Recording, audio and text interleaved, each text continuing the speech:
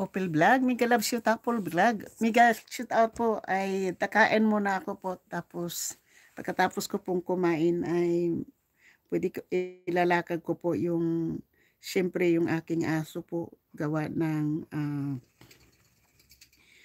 daily po yan na nilalakad ko po yung aking aso dito namin. Sabihin ko lang namin na kasi nandito na ako nakatira. Nag-i-stay muna ako dito sa ano.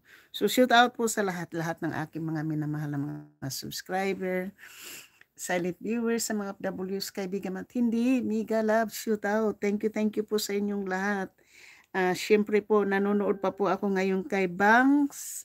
At pagkatapos ni Bangs, kasi wala naman ako, natapos na ako kay Lynn Mahumot.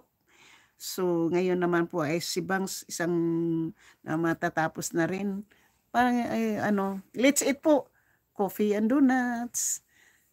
Hindi po ako nagkakape, pero sabi kasi ng ate ko na yung amo kasi niya sa nagtitaking care siya ng bedridden na na babae. Ang tatay ay doktor. Ang sabi daw ng doktor na kailangan daw, ang kape daw ay nakaka-protect ng cancer.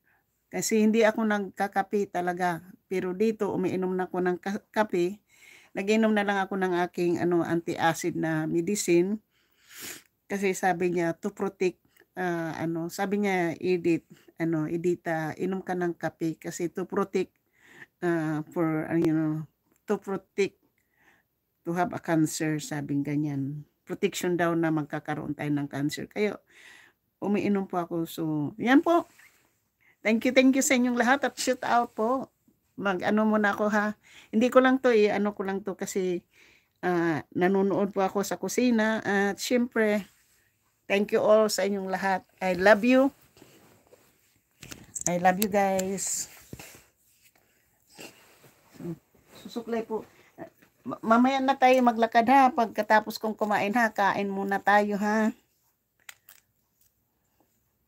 Alam po nyo, nagustuhan ko na yung buhok ko ng ganito na maigsi kasi nagiging manipis po yung buhok ko habang tumatanda ko po ay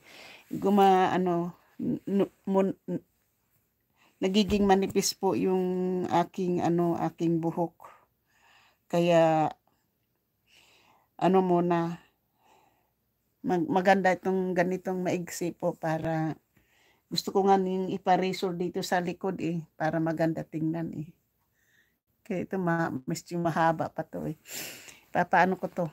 Papagupit ko to dito ng maigsi dito sa dulo.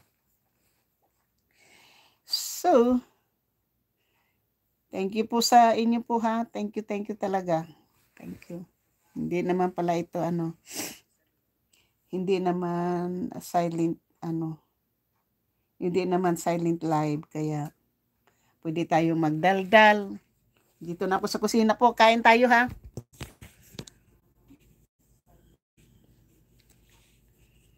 So, masilaw yung eyeglasses natin na para tayo nitong may